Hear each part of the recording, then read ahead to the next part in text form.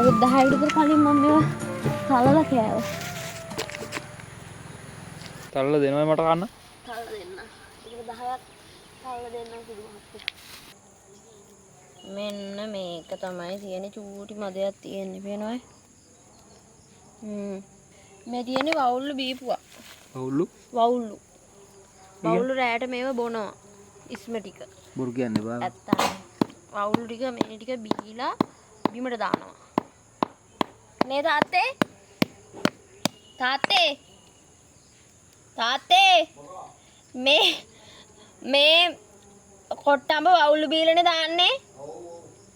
ඔව් වවුල්ලු බීලා මේව දානවා. දාලා නැත්නම් ඉතින් අපි ගහෙන් කඩන්නේමකෝ.